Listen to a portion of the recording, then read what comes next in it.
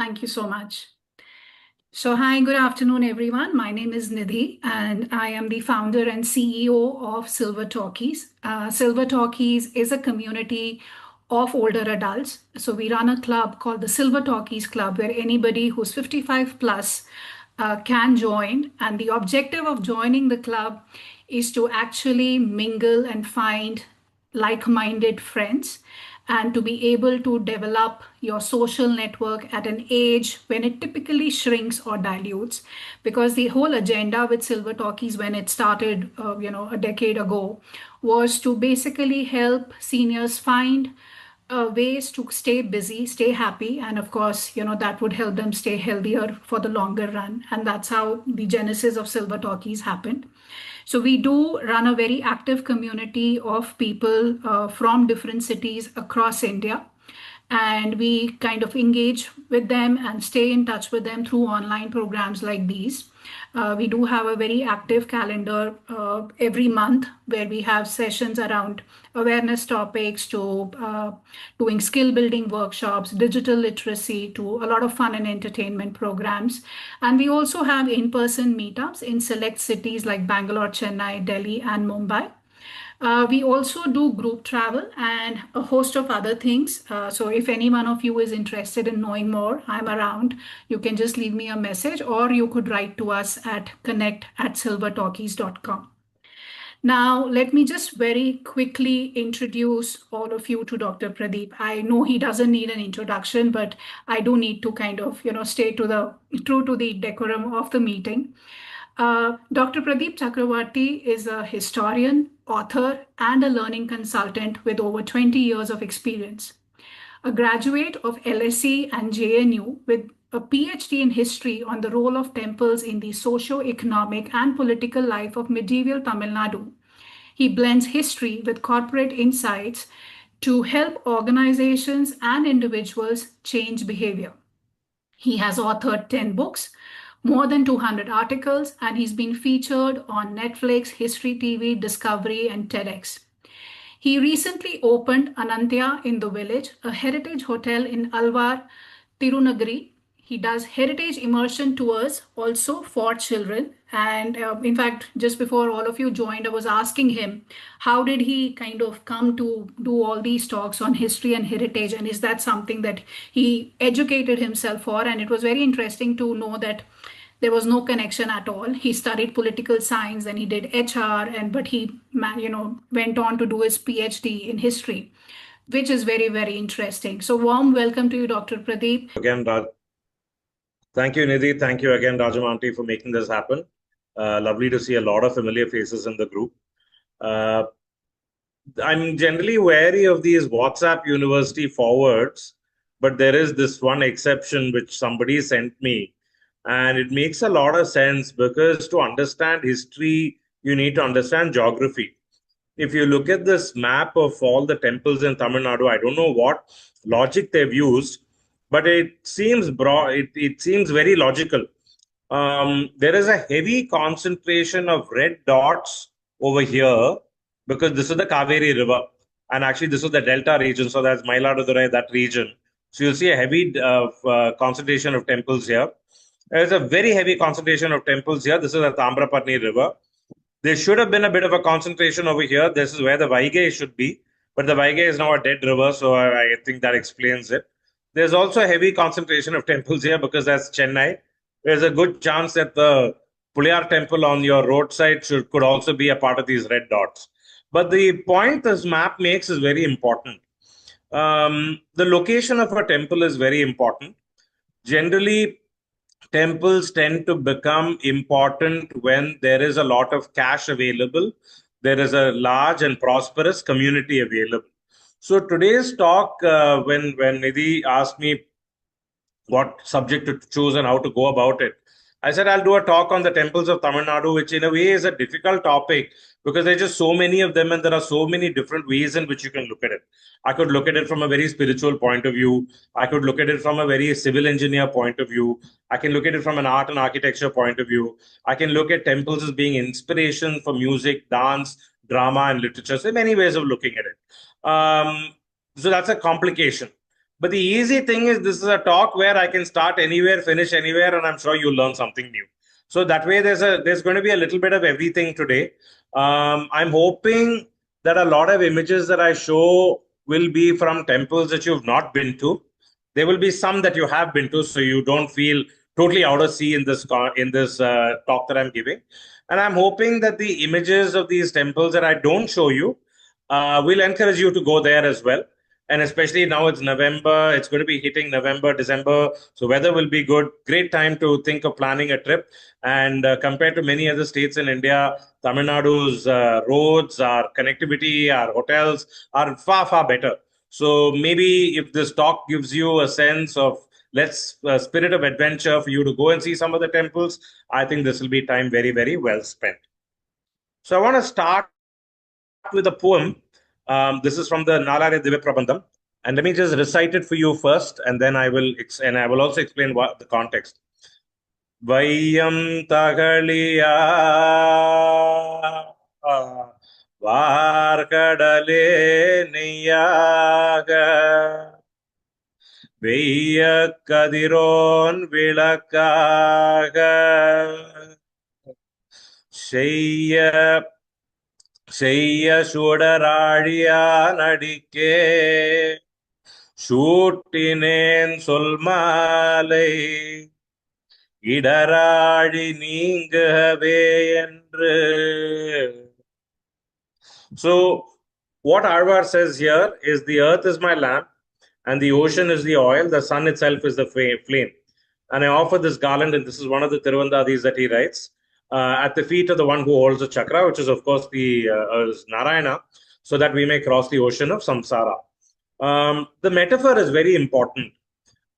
Even large, magnificent temples like the Brihadishwara temple that you see an image of, they all started off with this essential premise that nature is God and God did not create nature.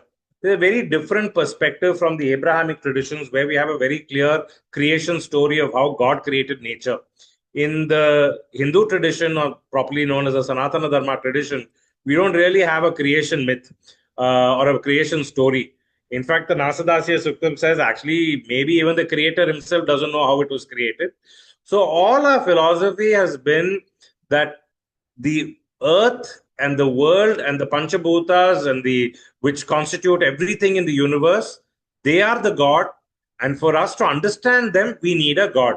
So all our temples started from this very fundamental premise that whatever is around us, animate or inanimate, is the spirit of the divine. And that is where God, Goddess is all in. And we'll see in the first part, we're going to see how temples transition from this belief of seeing everything, seeing nature in everything, slowly moving on to structural monuments and some splendid ones like this, and how we can look at temples in very different ways. So this is broadly going to be the way I'm going to look at the talk. And as Nidhi said, wherever you have questions, jot them down, put them on the chat box, and we'll take the last 10-15 minutes to answer question and answers. Yeah. So every state has a fairly large number of Hindu temples. Tamil Nadu tops them, and it's one of the temples with the largest numbers. This, of course, are unofficial numbers, again, kind of temples of India, WhatsApp kind of a thing. There will be many, many other private temples that are not counted here. But there are several temples. And I think this is important because now I'm also traveling more and more into interior parts of other states like Kerala, Karnataka, Andhra, Orissa, a little bit of Gujarat as well. And I'm seeing that something that Nehru said very nicely in the discovery of India, which is that the Hindu culture was really the bonding element of India in the past. And I can see if I go to a place like Orissa, for example, Ganjam district, northern Orissa, southern Orissa, nothing in common with in terms of the language. But there is a connection in terms of some of the architectural motifs, the way they see and love the Ramayana, the way they see the Ramayana or the story of Krishna for their own lives. And ultimately, temples and religion, for that matter, give people hope. And it's this kind of cultural bonding that has really cemented India together. Yeah, there are stories even from the 12th century where We have examples of people from Kashmir coming all the way down to Tamil Nadu and vice versa, probably as well. But the fundamental premise in India has been temples are for bringing people together, for giving people a sense of identity, and seeing how we may be very different. Even, I mean, somebody from northern Tamil Nadu in the old days would have been quite different from somebody in southern Tamil Nadu. But beyond those differences, there were similarities also. So today we are trained to see similarity versus difference. In those days, I think religion, temples, culture, they saw similarity and difference both on the same side. And I'm sure if those of you like Sabita Auntie and all, if you look at the textile journey, or anybody else, if you, or Rajamanti, if you look at the craft journey, and there are many others who are experts in your old field, you will, in your own fields, you will find the similar pattern exists of how in everything we see differences, but we see a similarity as well. And there is no difference in the temples as well. So let's now start with understanding temples. So this is a slide that I actually used in a talk that I gave in Gujarat, but I thought I should share it here anyway. Some time back, I went to the Vilupuram district, and Abhirameshwara temple was something that I hadn't seen, so I went and saw. This is a very unusual temple. You can see the taller Gopuram on the right side is a Shiva temple. The shorter Gopuram on the left side is the Devi temple, Ambal temple. So inside the Shiva temple, there was a slab tucked away in the corner, and the title said Munivar, which is a saint or a sage.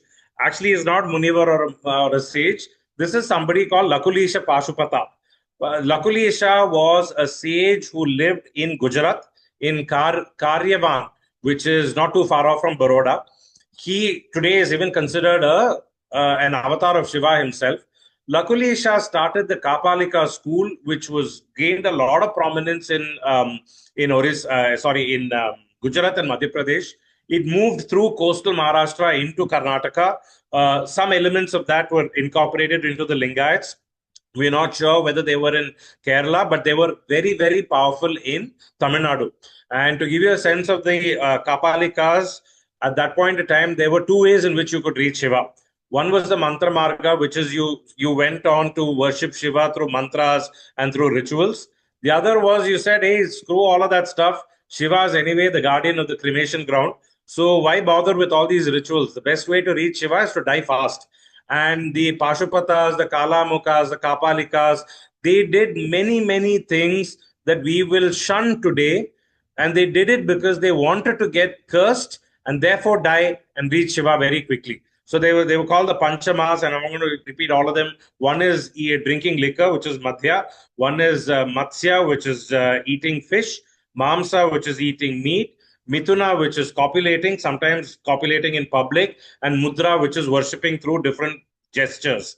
And these eventually this sect died out. But even today, in many places in Tamil Nadu, you will find Lakulisha's image. You will even find the word Karonam, like in near Nagapattinam, or you will find some connection to where the cremation ashes are taken into the Shiva temple, like in Srivancham. So in many places, we still have remnants of proof of how temples and Hinduism in Tamil Nadu has evolved substantially over a long period of time. So if somebody says it's always been like this, take that with a little pinch of salt. Things have changed a lot. So that's the Abhirameshwara temple. Definitely worth going. It might look like a very modern temple from outside, but there's some absolutely stunning Pallava period bas-reliefs inside the temple, which is why you should never judge a temple by the Gopuram or by how it looks outside. So we have temples which are really small. This is a small cave temple not too far off from Kanchipuram, built from the Pallava times. This is one of the other side is one of the world's largest religious complexes, which is Chidambaram. Temples, you can see them in different sizes.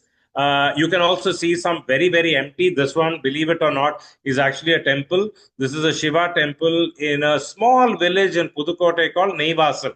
And nobody goes to Neivasal today. There's hardly anybody who lives there. But believe it or not, Neivasal was one of the most wealthy cities in India till about the 7th century, because this was the point where the road from Nagapattinam, which was an important port, split. One road went towards Tanjavur, one road went towards Madurai.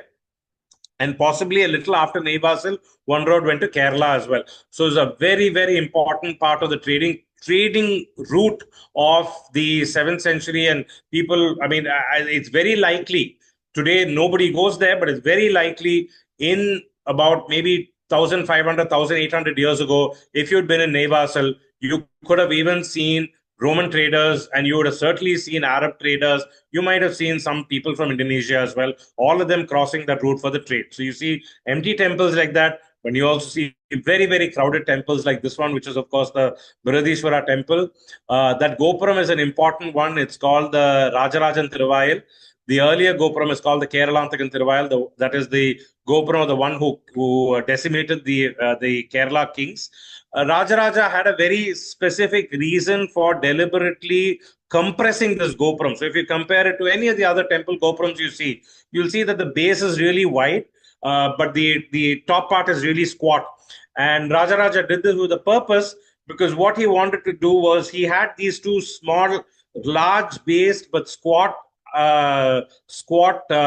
heighted Gopurams to emphasize your eye to move towards the main shrine, which is almost about 200 feet. And the idea was to get the eye to travel quickly to the main shrine and to emphasize that Shiva was really the important person in the room. So in temples, what I'm trying to say is, when you look at certain parts of a temple which are differing in size, sometimes it may just be careless additions at a later point of time, but many times they're not. Every image of size has some relevance for its size, and every motif will also have a reason. And I'm hoping through this talk you will see some of these as you move on. So when you go to a temple, the lesson from this is, if there is something large compared to something small, the artist or the sculptor is probably trying to tell you something. We also have temples which are really isolated. This is the Mayuranatha temple, which is between Tirunelveli and Thirukurungudi. It's been renovated now, but there was a time, and I think this is one of the sadder parts of isolated temples and famous temples. When I was a kid and I was going to these places, at the foothills of this rock, you could find many, many broken sculptures, and all of them have disappeared in the last 20 years. I'm hoping that they're not in some illegally, they've been taken out, and I'm hoping that they're kept in preservation somewhere. But you have many of these temples which are completely isolated. Not only does it behove us to support these temples, but also the priests who work there. I mean, I've spoken and met so many priests in these small temples where they don't know where their next meal is going to come. In our kitchens, we might have one bottle for all us each for all our spices, but they will just have one bag, and that bag will have little potlams or packets of all the spices that they need, and that's all they can afford. So we have temples for that, but we also have temples like Srirangam here, which is Bhuloka Vaikuntham, or Vishnu's abode on the earth. And you can see it's actually an island, and this is the world's largest religious complex. Not just the seven prakaras or the the seven concentric circles around the main deity. The entire town is considered a temple. It's considered sacred. This is actually an island, and we'll talk a little bit more about Srirangam later. So I'm just giving you a sense of how diverse our temples are when you look at them in detail. And there are some which are really old. This one, I don't know whether you can see it just about there. This is a temple which you can make it out because it's got the traditional white and red. This is in Adichanallur, not too far off from Tirunelveli again. Adichanallur is one of our oldest port cities. It's on the banks of the Tamraparni River. Only about 10% of Adichanallur has been excavated. And from the bones, from the DNA testing, we found bones which belong to the Middle East. We've also found some bones which belong to Southeast Asia. So that's Indonesia, Fiji, that region. So Adichanallur today is a totally godforsaken village. I don't think anybody even lives there anymore, maybe about 100 people. But 1,800, 2,000 years ago, bustling city with so many traders from so many different places, because they were selling some of the things that made Tamil Nadu really wealthy in those days. We were selling pearls to Rome. We were selling ivory tusks. We were selling conch bangles, which women were very, very fond of in those days. We were also selling beads. Many of us at our homes, in our cars, we may have these little talismans. made out of beads to ward off the evil eye. India has long been a great supplier of these. In fact, the word Meluha that we have for the Indus Valley civilization, it actually comes from Mesopotamia, and Mesopotamia was one of those kingdoms that was one of our largest consumers of these beads from here. Aditya Nallur was supplying all of this stuff. And what did we buy from Rome? We bought glass. We didn't have glass, we bought glass from Rome. So this is in that temple. Unfortunately, today it's become more like a Brahmin in upper caste temple.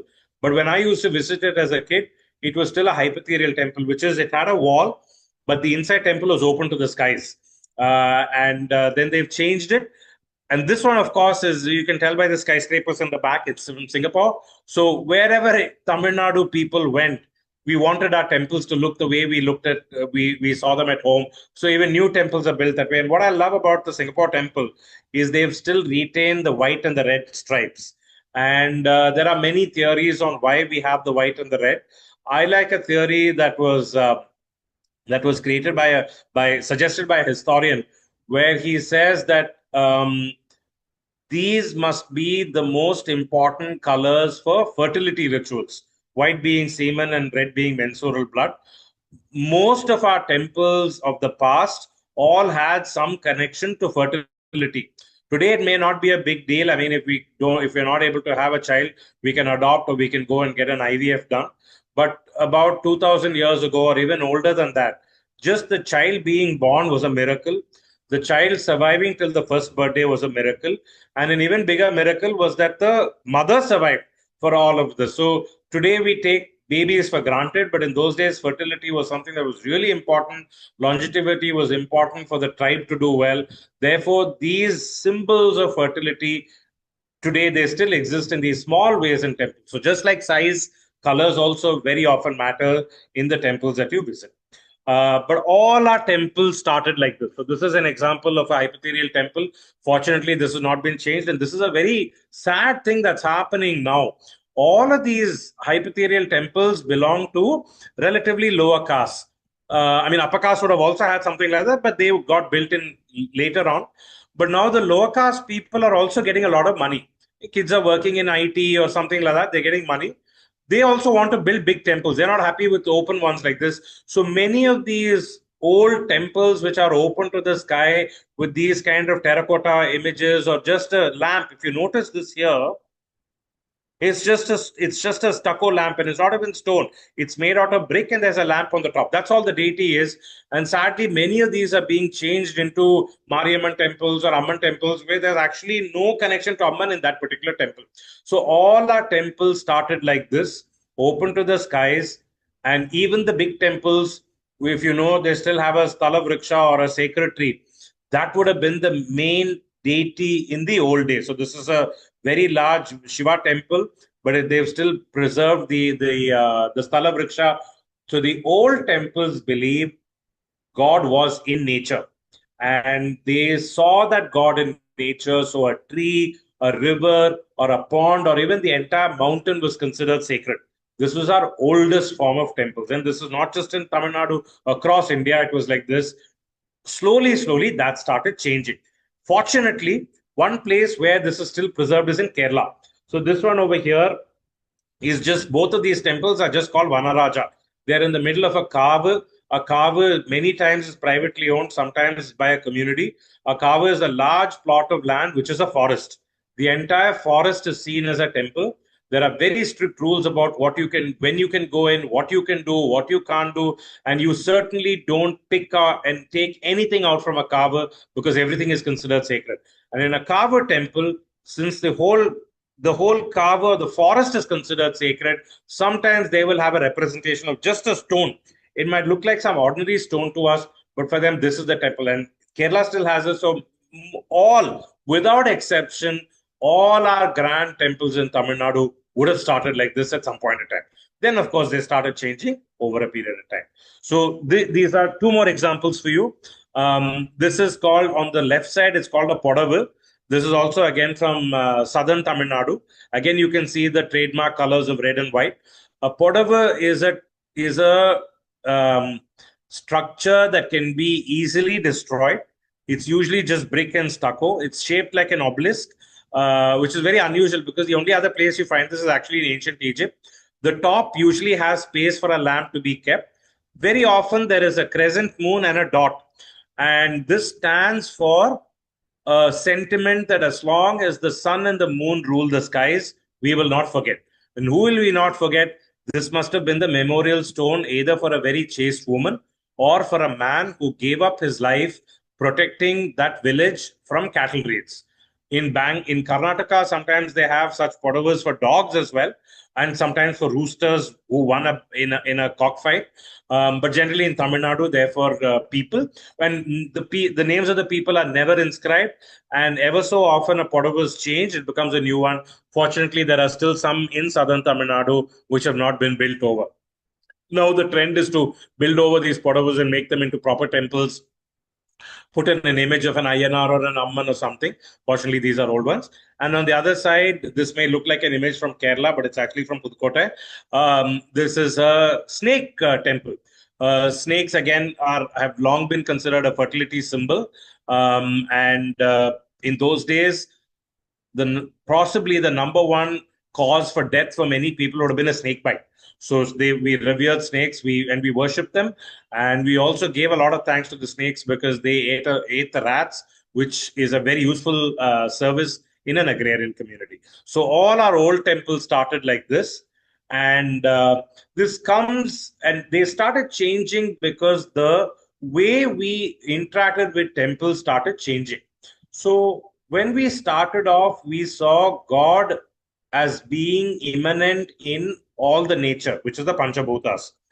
Over a period of time, we stopped seeing, as we became more and more civilized, as we became more and more agrarian, irrigation systems improved. The Iron Age meant that we had implements for agriculture made out of iron rather than bronze. So as cash flow increased, we were not so impressed with these hypothetical temples open to the sky. We wanted to build something bigger and better. I think it's a very direct correlation today. If I have no money, I buy a really simple cell phone which just has a red button and a green button. If I have a little bit more money, I have a better quality phone. And then if I have a lot of money, of course, I have multiple phones, SIM cards, and I have diamonds encrusted in them. Temples follow the same pattern. Old communities, not too much of money, very simple structures. Larger communities, more irrigation, better quality tools because of iron, better harvest, better storage facilities, more money to spend on temples. So the money on temples started increasing. And at this time, slowly, we started creating an intermediary. And the story goes that all the gods and goddesses recognize this growing disconnection between human beings and nature. And they said, now we needed something to connect, which was going to be the temple. So they said the root of what people cannot comprehend, which is beyond the five senses, beyond these five elements, is called Vastu. Vastu literally means remedial, the leftover. So this leftover part of what we cannot understand as how nature is within us and we are a part of nature was conceived as a person called the Vastu Purusha. And it was seen that this person was the person who disconnected human beings from their deeper understanding of how nature and they are connected. So all the gods tricked this Vastu Purusha to lie down on the floor, and all the gods sat on top of him. And they sat down in a grid like this, and this became the prototype for the temple. So when you enter a temple, it's not just a prayer hall. The entire space of the temple is actually grid-wise a representation of all the major gods and the goddesses. Now, you'll have some gods like Agni, which is fire, Apu, which is water, Pitrus, which is ancestors, and of course Brahma and Vishnu and all of them. But you'll also have many, many gods like Mitra, like Niruti, for some of whom we don't even know the gender, we don't even know how they look, but all of them are part of the temple. So when we enter a temple, every grid has one Pati Devata or one Devata who is the key person for that grid. And when we go into a temple, our hope is that we connect with all these devatas, and therefore we triumph over Vastu. We're able to see nature within us and us within nature, and see how we are actually connected to everything around us and within us as well. So this is the philosophic reason for temples, which is why Hindu temples are not prayer halls. They're actually places for us to connect with the world outside and therefore the world inside as well. Yeah, and this is an extension of that. This is a very famous image, so I'm going to just use it again. So in on this side you see the gopuram, on the left side you see the gopuram, which is the entrance tower, and you see the vimanam at the end. All of these are the different chakras or the energy points within our body, and how these connect to different parts of the temple. This also is a top view of the same thing. So every part of the temple, and in various tantric texts, in various temple building texts, these go into a lot more detail.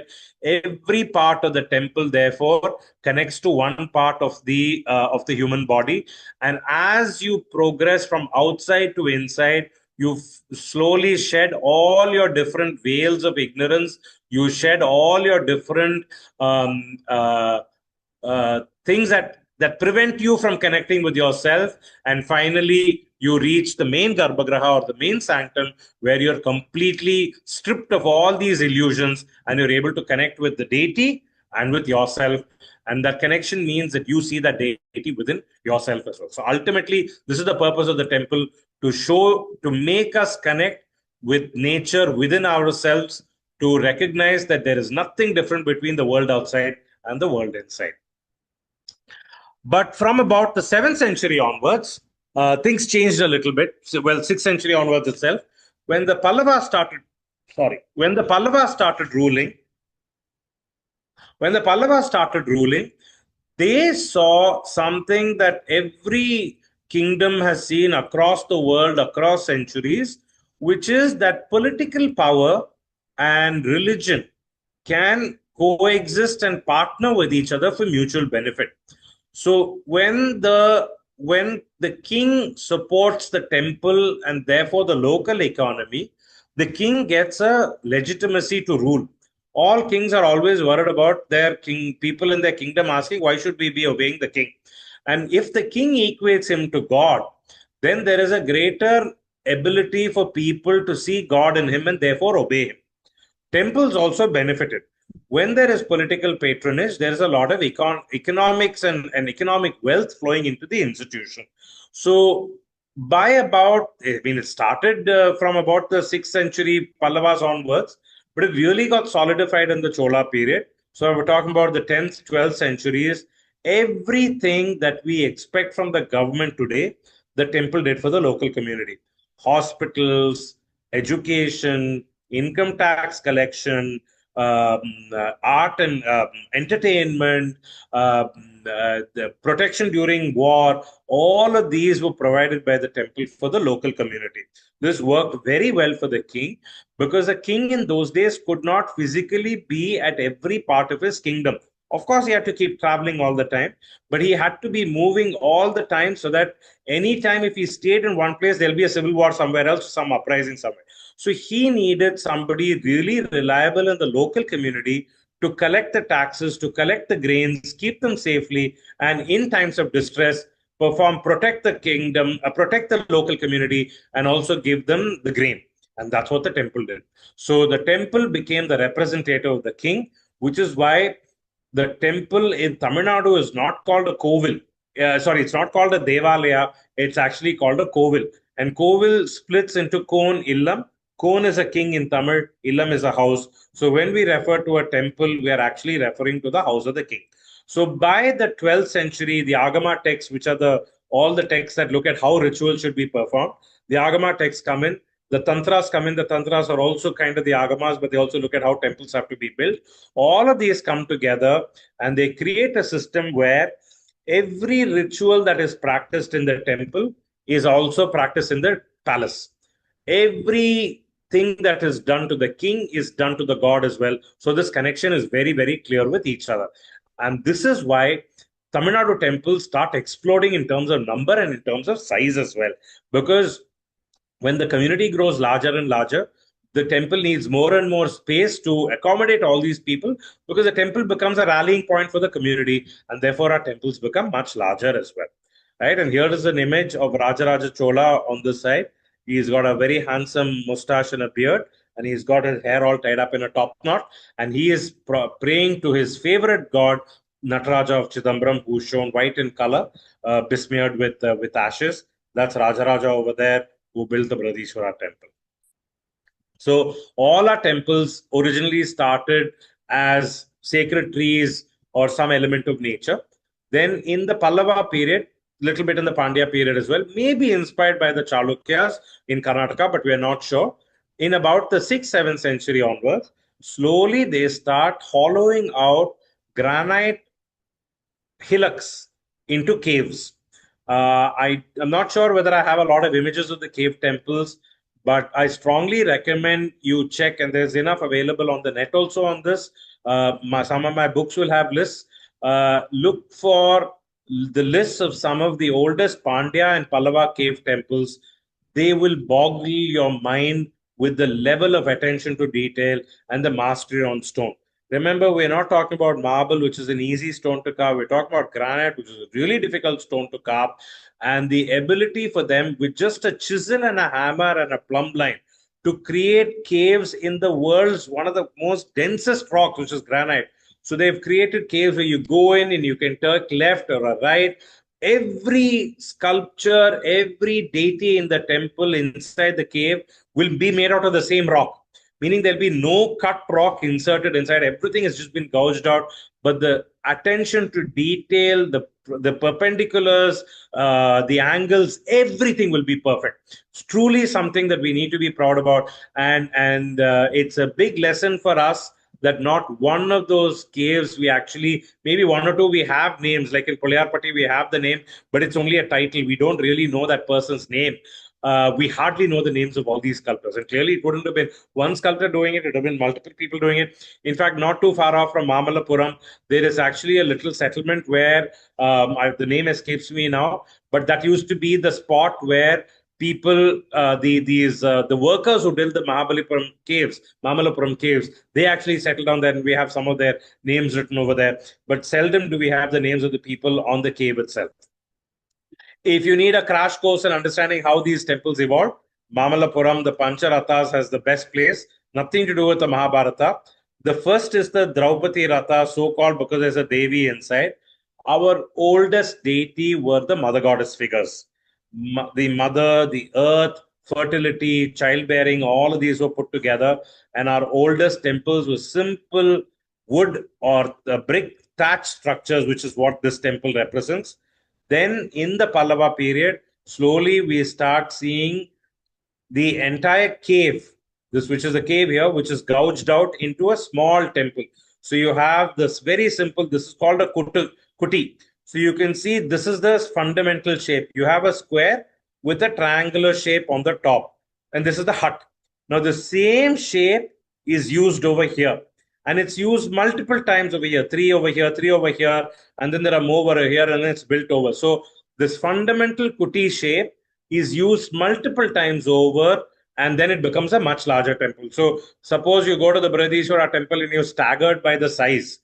You don't need to be. If you just condense it down, it will all come down to this one kuti, one square with a triangle on the top. And these will be built in layers, and the whole larger structure will be created. So we first started off with monolith temples like this. The famous ones are, of course, in Mamallapuram, but the ones not too far off from Madurai, Vetuvan Kovil is the Pandya version. Again, one of the most stunning locations for you to go and see. So we started off with square structures, and then in the Mamallapuram Rathas, you can see this very clearly. You move on to the Vesara Vimana, where you stretch it a little bit. And these came in very convenient for hosing images of a reclining Buddha, because by the 7th century, Buddhism had become very popular, either a reclining Buddha or a reclining Vishnu. And then you can't quite see it over here. These structures become a little bit more complicated in what is now known as the Dharmaraja Ratha in Mamallapuram, where you have a ground floor, first floor, and a second floor. And this, interestingly, you find only for Vishnu temples. Still, Uttaramerur in Kanchipuram is the closest for many of us. but some of the best are actually in the Pandya region. Turukostiyur, Sharan Mahadevi are places where, and Manar Koil are places where you have three levels of Vishnu temples. You have a ground floor, first floor, and a second floor. Shiva temples, you don't find three levels, but you do find a first level in Sirgari. You have this stunning image in Sirgari in the first level of these huge images of Shiva and Parvati. I would think that's one of the few temples in Tamil Nadu where you have an actual image of Shiva and Parvati, and that too at that size in the first floor. So slowly temples grew over a period of time, and then finally you have the Gajaprashta Vimana, which is a temple in the apsidal shape. And the sculptor, just to be sure you got the point, he also sculpted a little elephant close to it because the Gajaprashta means the rump of an elephant. And it's a bit of a mystery. We don't know why, but Gajaprashta was popular only in the Madras region, in the Kanchipuram Madras region. Tanjavur or Tirunelveli sides, you don't find this temple at all, this form at all, but definitely something very unique. And it existed in the Pallava period, but after that, after the 7th, 8th centuries, we don't find it at all. We don't know why it got disappeared. So all our large temples still have these deeper connections. I'm pulling out a temple from Andhra this time. This is, of course, Kalahasti. The Panchabhuta Stalas remind us of how in the temple tradition, we still are required to see God in the five different elements of nature that form every part of the universe.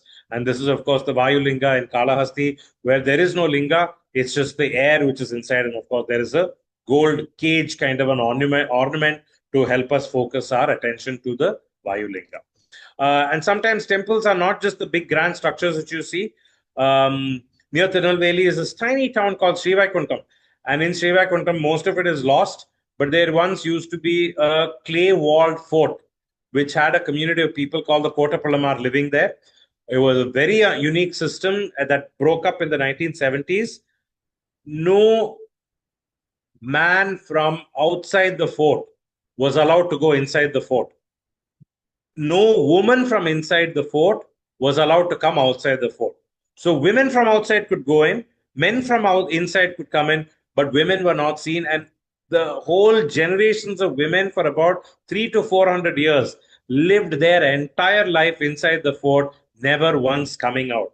And for that community, these doors were actually the main temple. And the you can still see two of the doors. There were originally four. Two or three of them are still standing. The mud wall is still standing. And before you're very quick to condemn the women or the men in that group, you must also remember, I mean, I've spoken to some of those community people. They all remind us that the women are actually very well educated. They knew everything. In fact, by the way, in that community, the women owned the lands. The men looked after, but they had razor sharp memories. They knew what land, how much they had, what it gave last year, how much it gave this year. And by the 1980s, most of them had learned Hindi and a couple of other languages because they encouraged a lot of women from outside to come and teach. And there's actually I remember an article in in Femina where the reporter from Bombay or Delhi, she says, "Oh, don't you feel sad that you've never seen America? You've never seen the outside world?" And she responds and says, "She says, well, you've only heard of America, but you've never visited America. Many people look at the flight, but they can never be on a flight. So life is like that. I think we know what we have, and we're happy with it, and we make do with our life. So just to say that we can't judge other communities by our standards. But anyway, coming back to the topic, these doors were also temples for the Kottapalamar community in Srivaikuntam, which is in Thoothukudi district. Sometimes our temples have spooky secrets as well. This one on the right side is a must see if you're driving from Chennai to Bangalore. It's in a place called Melpadi. It's got a lot of attention after Ponniyin Selvan movie because this temple is the burial site for Rajaraja Chola's grandfather. We talked about the Kapalikas earlier on, Lakulisha Pashupata. In the Chola period, especially Rajaraja and Rajendra, they were greatly enamored of the Kapalika tradition. And in the Kapalika tradition, when somebody died, the dead body was given over to the Kapalika monks. And they might have, done all kinds of rituals which we will say are spooky today. And the body is buried, a Shivalinga is installed on top of it, and that temple becomes called a Pallipade. And I kid you not, even today, even if you don't know the story, I mean, now maybe there's some auto suggestion, but even if you don't know the story, this particular one in Ranipet, if you go in, you actually feel a little spooked out. And there are, sadly, we have only three Pallipades in Tamil Nadu, in two of them in Tamil Nadu and one in Andhra. These are for the Cholas. There is one Pallipade temple near Virudhunagar for the Pandya kings. So there would have actually been somebody buried under that. There's a lot of rumors floating around on which is Rajaraja's burial site. The truth is, we don't know, because to qualify as a Palipadai, the temple has to have an inscription which says this is a Palipadai and this the so and so person is buried under that. This temple on this side is another Palipadai temple near Kumbakonam. And this one is interesting because on the other side, a later hand has actually tried to destroy that word, remove that word Pallipade by chiseling it away. But they have not done a good job, but this one still is there. And this one was built by Rajendra Chola, either for his mother or for his aunt. So there are some temples which have spooky secrets as well. Some temples are not Hindu at all. So this one, you have your classic Gajaprastha Vimana over here, not too far off from Kanchipuram, so well worth a visit if you're in Chennai. This is a Jain temple, and this is in a village called Tiruparuthi Kundram. Thiru is, of course, sacred. Paruthi is cotton. So this must have been a place where cotton was very important. Trilokinatha temple is what this is called. Today it's a state archaeological survey monument. This mantapa over here has some stunning paintings from the Jain period. From the Jain texts. Redone probably in the Vijayanagara period. And you can see the Dwajastamba over here. You can see the Balipita over here.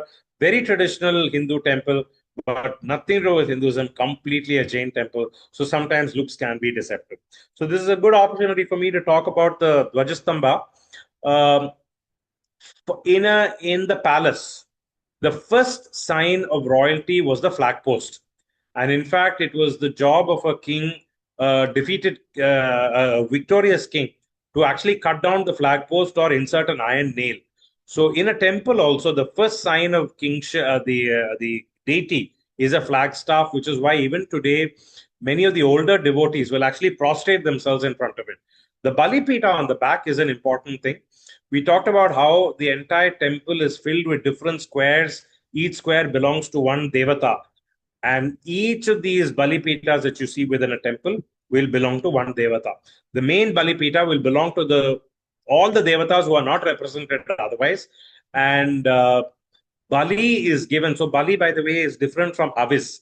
In a yajna, which we do for a wedding or for any ceremony, we offer ghee into the rice, asking for something in return. This is not as though it's translated as a sacrifice. It's not a sacrifice because we don't give anything that we don't get again. We have ghee, we give a little bit. Bali is something different. Bali is actually closer to a sacrifice where we take rice and we give all of it to Bali or to the deity over there. And we just place it on the top. Habis or ghee is given to the god. So we give it with a lot of respect. Bali is something that's given to not the nether worlds, but there are inanimate, unanimate kind of gods and divine beings and celestials. So you don't give it with a lot of honor. You actually clean that place with water, just dump some on it, and then, of course, say a mantra and purify it.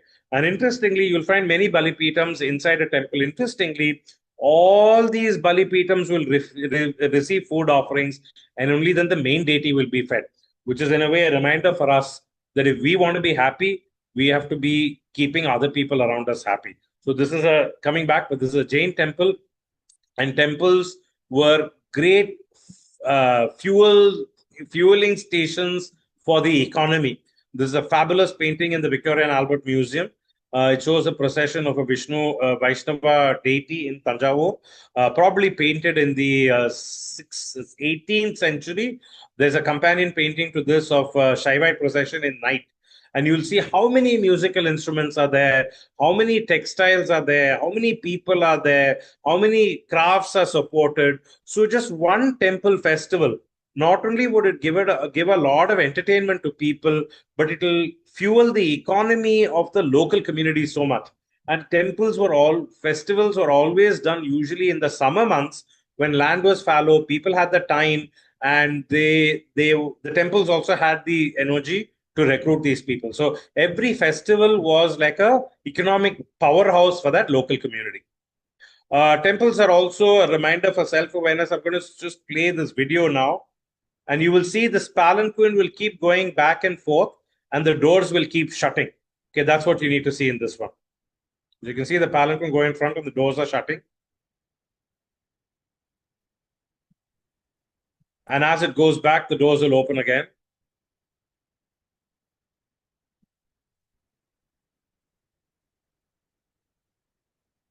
Yeah. So this is a festival. Sorry, oops. This is a festival that's unique to Vishnu temples across Tamil Nadu. I'm just going to this Pranay Kalagam thing. So this is a event or a festival that happens in all Vishnu temples in December, where Perumal and Tayar, which is the Lakshmi and Vishnu, they have an argument. Vishnu takes a little palanquin like this, goes out, stays in another temple, and when he comes back, Tayar Lakshmi refuses him entry. And as the palanquin comes in, she shuts the door. When it goes back, she opens. So this actually happens multiple times, and in many temples balls made out of jasmine garlands are flung at the palanquin. In other temples, the priests from inside will take these sheafs of turmeric and they will actually slap the palanquin. And all of this happens. There's a bit of a fight that happens, and finally, Lakshmi relents and lets Narayana inside. And then there's a Arya or a priest who will do this conversation where Lakshmi will say, "Look, there is some turmeric on your face. So you've been doing some naughty things with some other woman. There is some strand of hair in your jasmine garland. You've definitely been up to no good. Why did you go out with your palanquin covered?" And all of these questions. She says, "Give me back my toys. Get out of this place. I don't want you." And of course, all of these are done in various songs. And then one of the alvars, as a deity or the priest, will come and intercede. He will pacify Lakshmi, and finally she'll agree that Vishnu is okay. And very quickly, Vishnu will go and they'll snatch a kiss together. And this is called the Pranaya Kalagam. And I think in a way it reminds us that relationships are messy, and no relationship is actually perfect. And if men go astray, it's very understandable and rightly so for women to get very upset about it. So and finally, but somehow we have to juggle along and get along with each other, and we have to be together, and we shouldn't be doing this again. So this is the kind of message that comes up. Tiruchendur, I can maybe show it. You'll see Murugan, which is the Asura coming on this side, and you will see Murugan's veil, which is his spear, will be traveling very soon. Yeah, that's the veil over there. It's going to keep going very quickly. Sura Samharam is what this is called. The very famous festival in Tiruchendur. And for those of you who are foodies, on this day, everybody in that region will make a very special sweet called the Tirubhagam. So the veil is coming all the way, and you will see that it severs the head away. And very often we love the story of the gods and the goddesses severing the head away, because it is the head which has the brain. It is the brain which is trained to remove that connection between nature and us by giving us our ego. Temples were also institutions of wealth. So they had a lot of jewelry, and all the jewelry was a way of the temple to safeguard the community wealth. They also had granaries. So this is a granary. Many of these granaries are getting destroyed now. Interestingly, granaries are always oval or round in shape, because the rats are supposed to breed in corners. And if there's oval or a round shape that they don't breed, then of course all temples had ponds in them. These ponds were ways to tap the groundwater, to give water source. And many of these ponds would have canals which would irrigate the water, which would irrigate the rice fields as well. They were all repositories of art. These are just a few images of some stunning wooden carvings from Tirunelveli this time. Each of these panels are just 1 foot by 1 foot, but look at the extraordinary amount of detail in the Rama and Hanuman carving. This is a lovely stone sculpture from Tiruvattara. Here there is Venugopala playing his flute, and all the animals are entranced. And if you look carefully, even herbivores and carnivores have become friends with each other, thinking of listening to Krishna's music. And here is a monkey which is not so worried about sitting on the head of a cobra as well. So there's a little bit of, if you look a little carefully in many of our temples, there'll be a lot of sense of humor in the sculptures as well. There were also, these are more images. This is South India's earliest image in stone of Nataraja. This is in a place called Siyamangalam, which is not too far off from Chennai, one of our early Pallava temples. There's a lovely painting on the wall from Alvarthanagari this time. The painting traditions deserve a separate lecture, so I'm not going to go into that. Later period, Nayak period, 17th, 18th century maybe, but very, very finely done. If you're not admiring the calf muscle, you can admire the very, very fancy footwear. Metalworks, a lot of our metalwork in temples have sadly disappeared. Here are a few that are still left over. This is a fabulous bronze lamp, which is in the Kantimati Amman shrine in Nellapar Koil. You can look at the Vangi on this side, the Toda on this side. All of these are very, very beautiful jewelry. And on this side is a very rare jedi. And this is a single cast bronze piece in the Manar Koil temple, and this is actually placed on top of the Vahana. So the whole Vahana, then if it's carried by people who are 5 feet high, the whole Vahana will be about 15 feet high, and this will be right on the top. I'm not going to zoom into this, but you'll see a whole bunch of animals over here. Looks like the tree of life. I don't know what it is, but you find only two of these in both of them in the Cheranmadevi Thirukurungudi site. Don't find this anywhere else. So very, very rare images of metalwork, especially for those of you who like craft. Yeah. And literature, temples have benefited from literature, have inspired literature. This is actually a Dupakal, which is a incense holder in Brahmadesam. And you can see my little pinky finger here, which is tiny image of Tirunjana Samandar, and it has the other Shaiva saints. Shaiva saints went to several temples in Tamil Nadu, sometimes in Kerala, Sri Lanka, all the way up to the north, singing the praise of so many of our temples, the Alvars, and that's Namarvar on this side with all the temples that he sung about in the back. These saints and their verses even today help bring people to the temples. And temples have also benefited from these verses, and they have inspired these saints to sing these verses. These verses and their meanings and their contribution to history and how we can understand the past are priceless, deserves a separate talk. But I just wanted to say, if you visit a temple, please do a little bit of research online to find out what are the ancient verses connected to the temple. All of them have been translated to English today. It'll be lovely if you can go and actually read the entire verse in the temple, because most of the verses on temples will talk about the phenomenal wildlife and nature around that temple. Sadly, most of that you won't see today, but at least it'll help you imagine how beautiful the temple was at an earlier point of time. Temples were also, like I said, politically important institutions. Very small temple called Manur, very small inscription, but very important for us. 8th century, there was an legislative meeting of the local community here. They decided how elections should be conducted in that village. I'm not going to go into the details, but I hope this will tell you that democracy was not a gift that we got from the British. We've had democratically elected legislative assemblies in our country, even in the 8th century. Yeah, and this is another very interesting inscription. This is in Tirumukkudal, which is near Kanjipuram. This entire inscription is a large gift of multiple villages to fund a Veda Pathashala, a hospital, and a dispensary. And this part is actually the list of all the medicines that had to be stocked in the dispensary. And even today, if you're an Ayurvedic medicine user, you go with your list of Ayurvedic medicines, you will find all of them on this list over here. And just so that you know, if you have kids in hostel, the Veda Pathashala and the hospital, it had a hostel as well, where young boys were given a mat to sleep on, an oil lamp to study by the night, and every Saturday they got firewood to have a hot water bath for their oil bath. I was talking to you about all the Bali Pitas and how all of them are served. So these are some of them. And sometimes temples can also divide people. This is the Thirumayam temple, where in 1247 there was a very, very bitter, bloody fight between the Sri Maheshwaras and the Sri Vaishnavas, which had to get sorted by an arbitration, very much like the Berlin Wall, and that was done by a Hoysala king.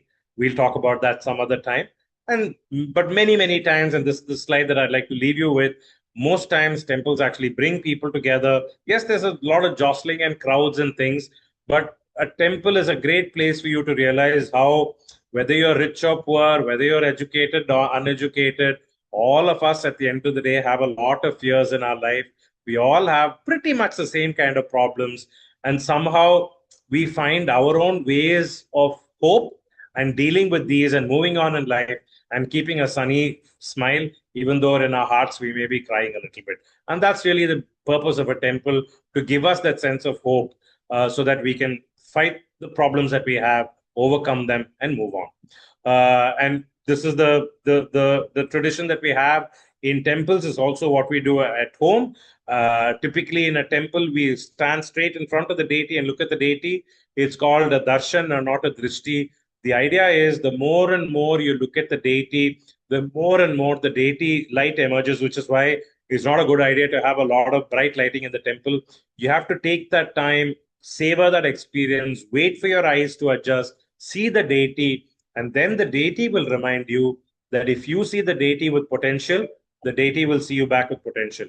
If you see the deity with anger, the deity will see you back with anger. And that's really what life is all about. If we see other people as good human beings, then they become good human beings to us. If we see people in a transactional way, they will also be transactional to us. That's really what the ultimate darshan is all about, which is why in the old days, old pilgrims, after they finish circumambulating a temple, they will circumambulate themselves as a reminder that not only is God outside, but God is within us. And therefore, as an extension, God is within every other person as well. So that brings me to an end to this talk. I hope you've got a broad understanding of how different temples can be: large, small, rich, poor, isolated, crowded. I hope you've also got a sense of how temples grew over a period of time.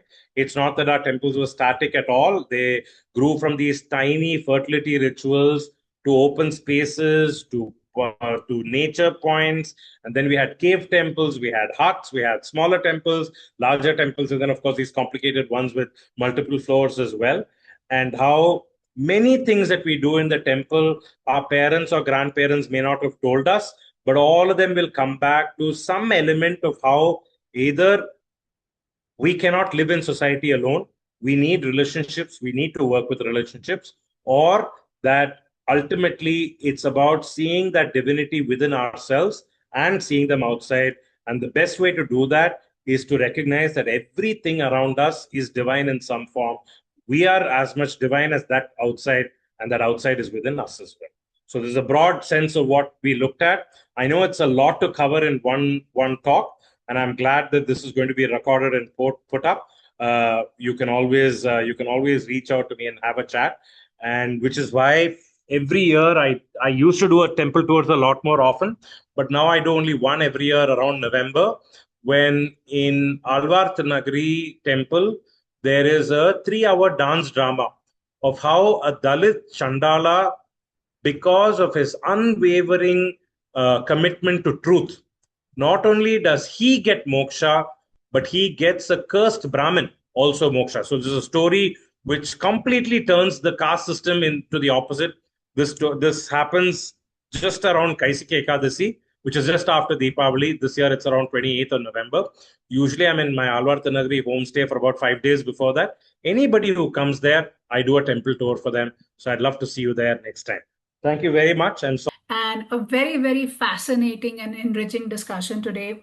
At least I learned a lot of new things which I did not know about. And I think the most interesting facet for me is the structure of a temple and how it is connected to a human body.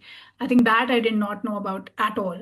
So we have a few questions. In Sabitaji is asking, were there religious differences in the old days, and how did the rulers deal with it?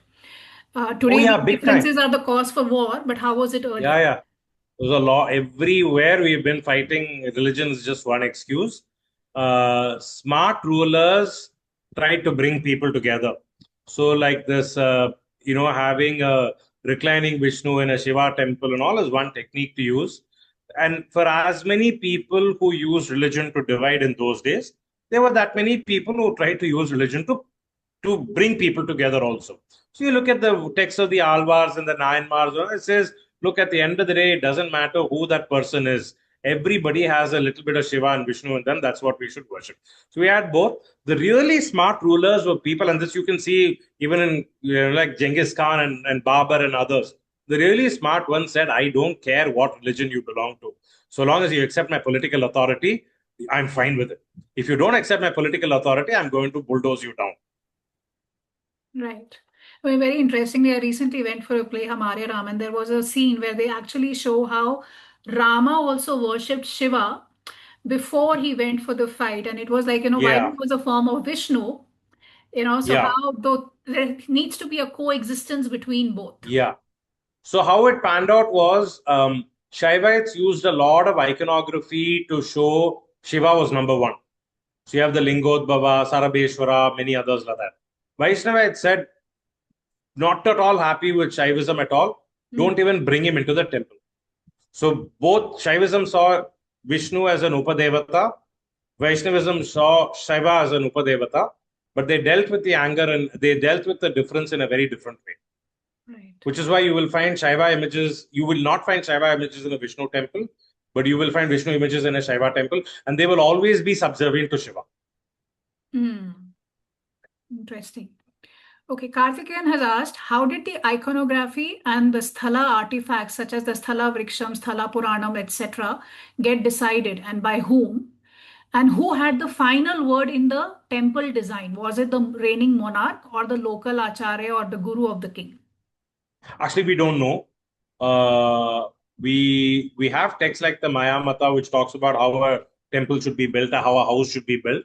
The Sthala Vriksha, I think, very likely would have been there even before the temple started. The Sthala Purana there's a possibility that in the 16th, 17th century, when a great renovation of a temple was completed, there was a ceremonial ending to that day with somebody reciting a text on the temple. So, a great Tamil scholar or a Sanskrit scholar would have been commissioned to create a Sthala Purana, basically a text which glorifies the structure, reconnects that structure to the land, and makes everybody in that land feel very special about themselves.